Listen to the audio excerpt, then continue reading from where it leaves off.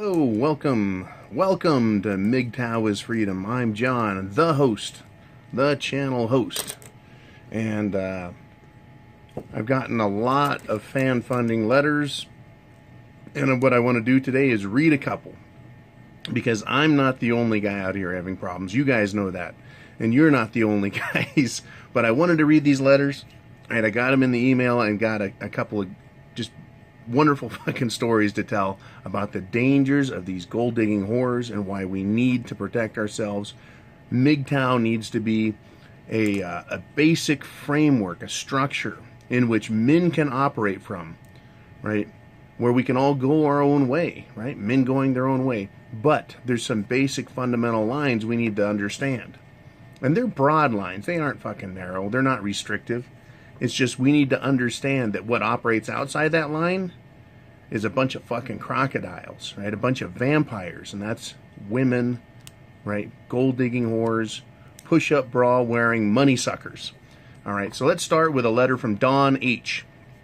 He says, "Hey, I just managed to figure out the support tab and how to send some money, and yada, yada, yada." And he says, "I'd love to see that chick's face, LOL." Well, I got this first part of the letter, and then I sent him a response with the story of that night's MGTOW confrontation.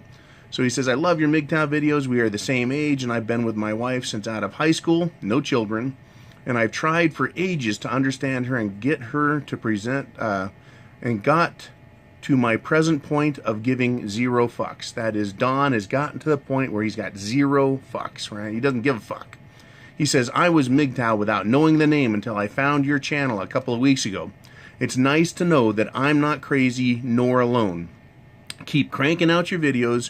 You really encourage and motivate me to go the direction I want to go." This is a wonderful fucking letter from Don H. Right? It fucking made me smile big time. And I'll read my response to him because it was a fun response. But what happened is there's men out there. All men realize once they go to MGTOW that now they've got a name for the way they think. That's why we need to send and share these videos, right? Thumbs up the videos. Thumbs up. All MGTOW videos, all channels.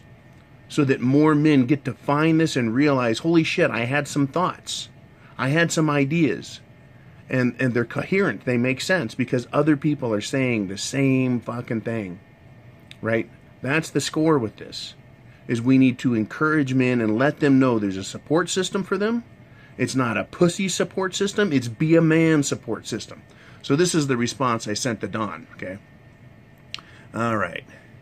I told him you were welcome for the letter, right? And tonight I need it. Let's see, because I took my sons to a brew pub for some golf on TV, some burgers and drinks, and some father-son time. I wrote, a gold-digging whore with fake tits literally hanging out 3/4 of the way kept trying to get me to give her attention while she played pool. I ignored her 35-year-old ass and it pissed her off. Another friend of mine said she was 50. It's hard to tell. She was plastered with the makeup, right?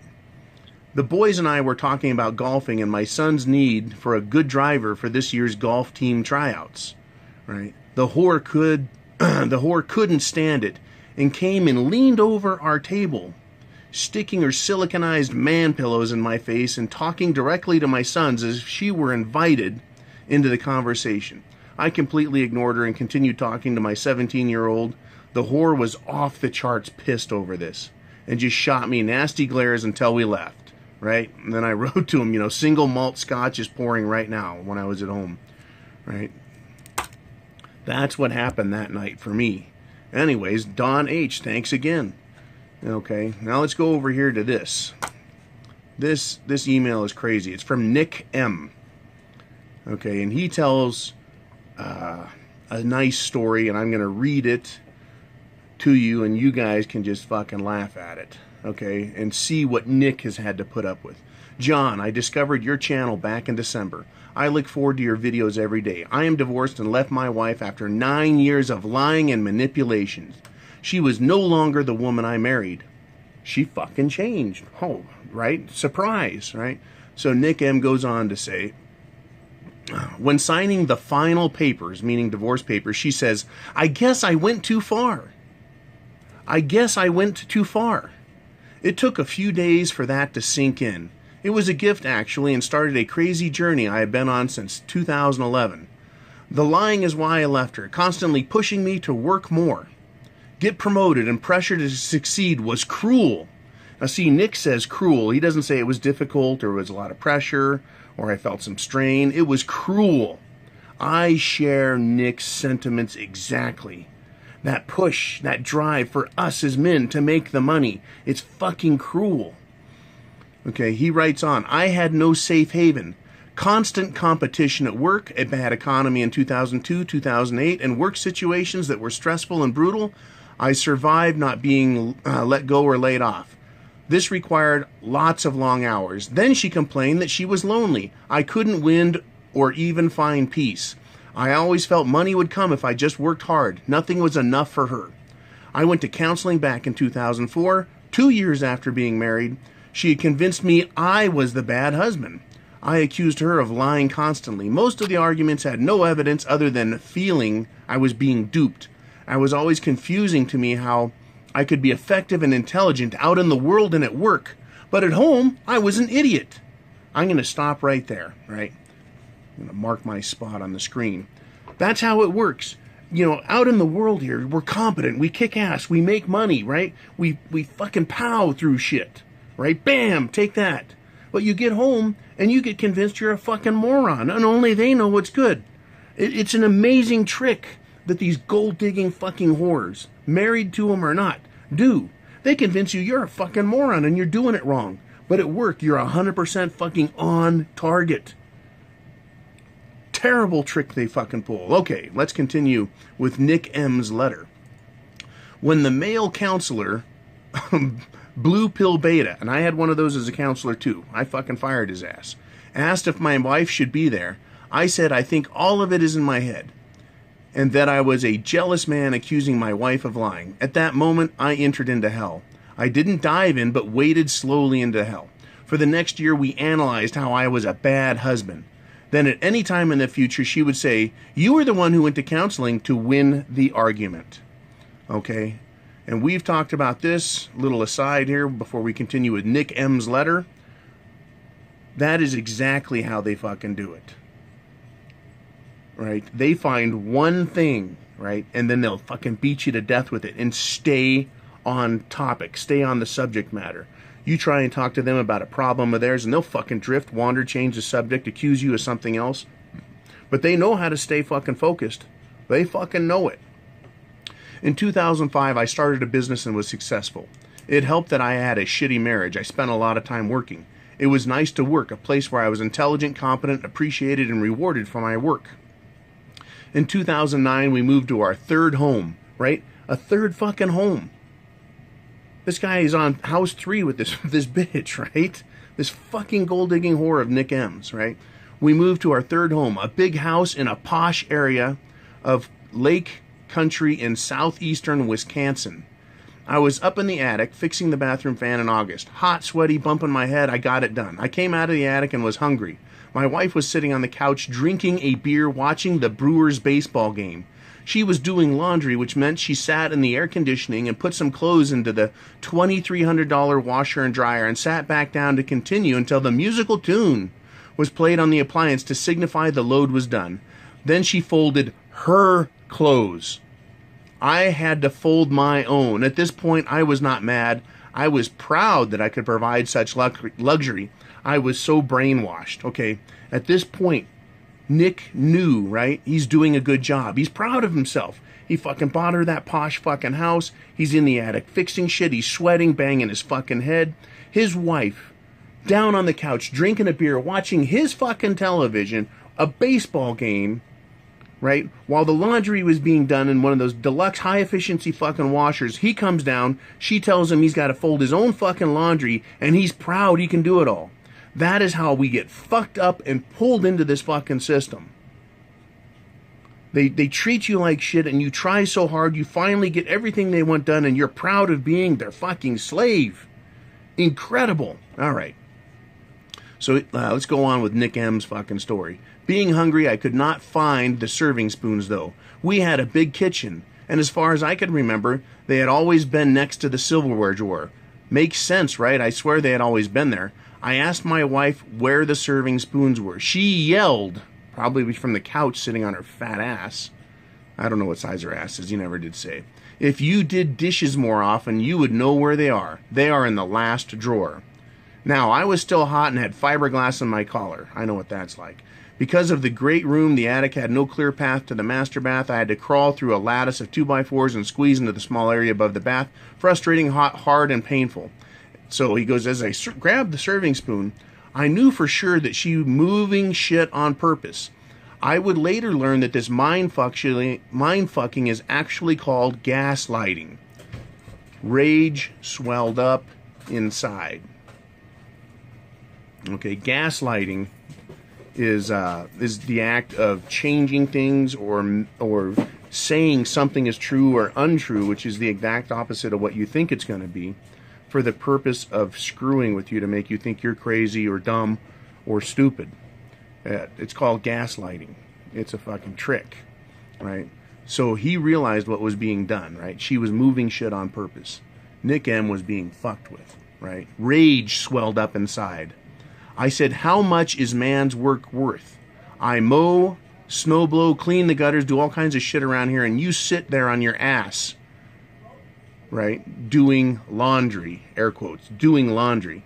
I then proceeded to give my life a dry rice cake, flavorless and without nourishment. I sort of blacked out. I wish I could remember more about that rant, but I was in a lot of rage. This is when the beginning of my life journey. This was the beginning of my journey out of hell. My red pill, rock on Nick, right? This is where he was like, fuck, I'm doing all this, and she's gaslighting me. She's fucking with me, right? He went from being proud to fucking pissed. Red pill time. I said, how much is man's work worth? Right? He goes through all of that. I decided at that point that she no longer was in my inner sanctum.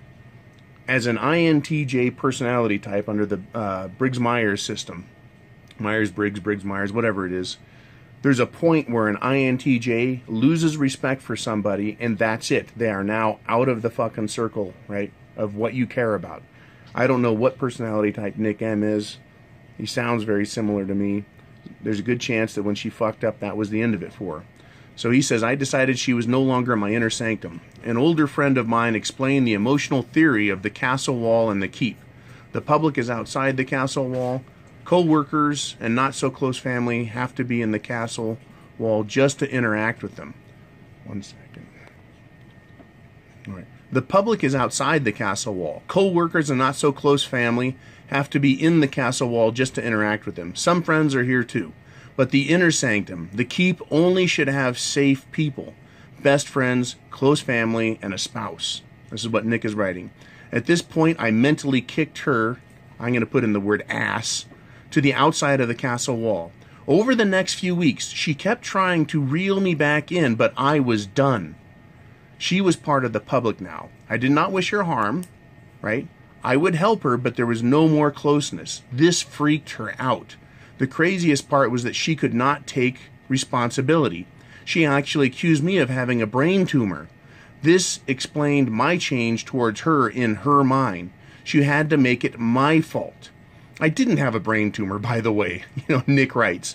This is an amazing fucking story Nick is sharing with us.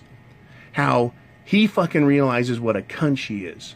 And then she accuses him of having a brain tumor.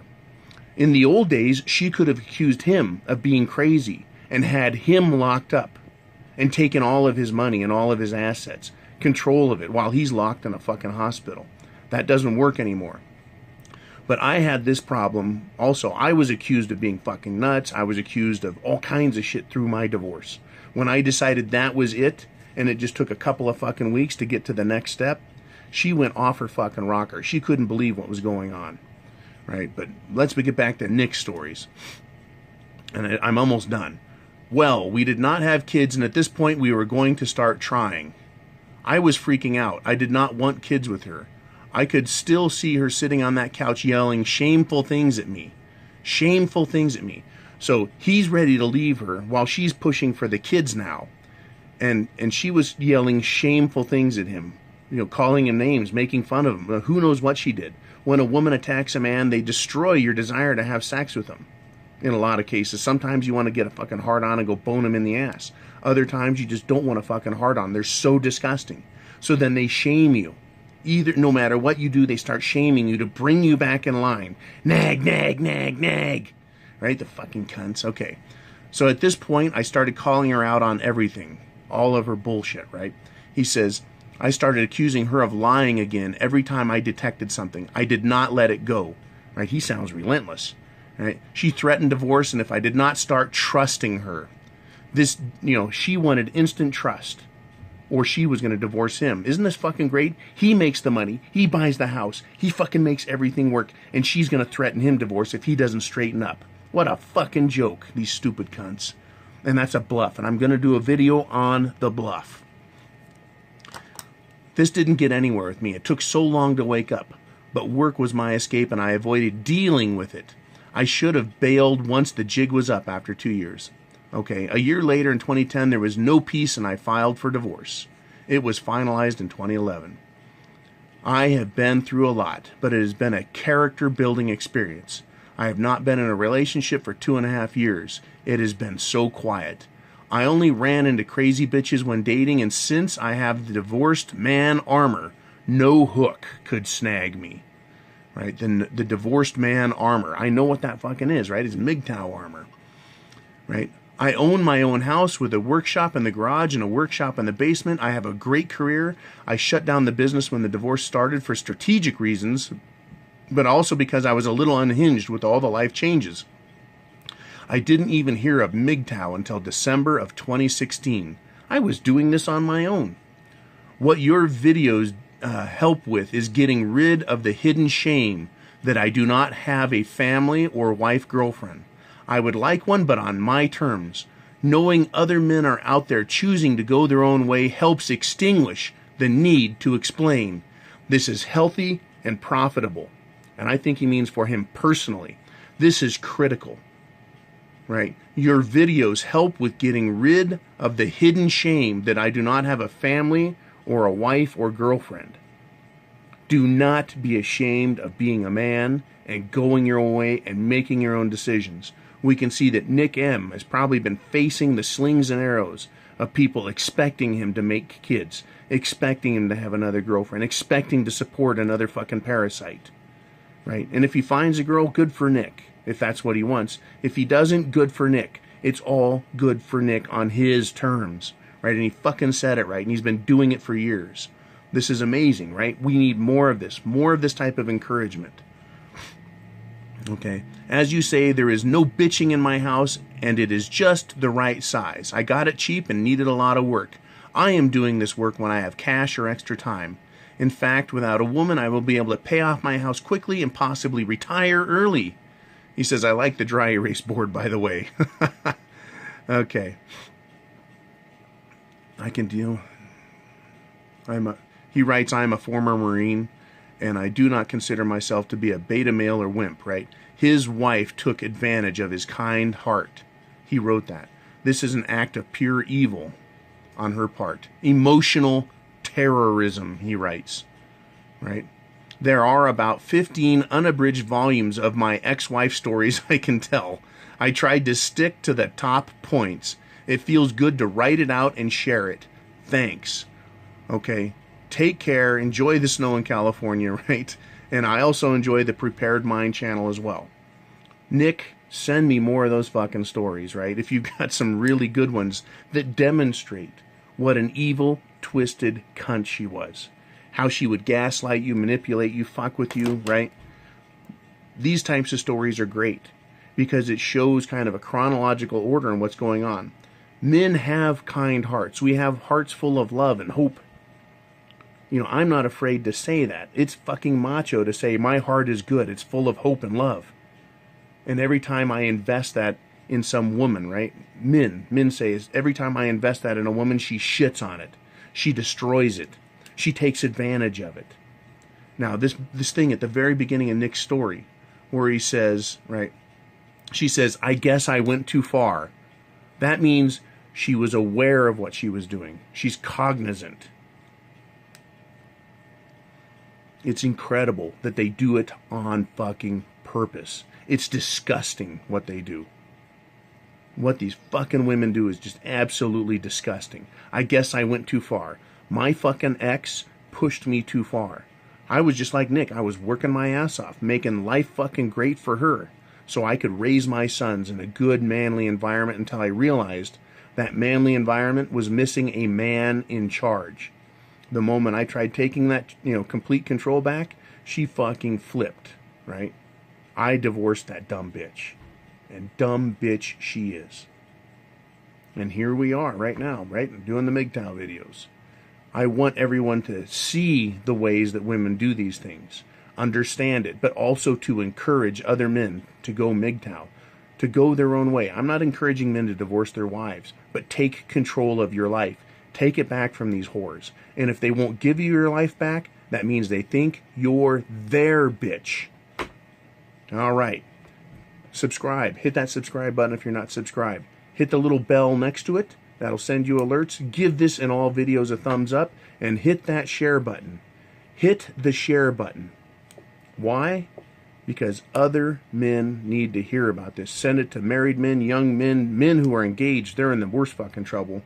Everybody, send it to them so that we can start spreading this message of fucking freedom. Male freedom. Masculine freedom. The freedom from shame and guilt for being a man. On all cases across the board, we need to be able to be men and fucking mean it. Semper Fi, rock on, I have the penis.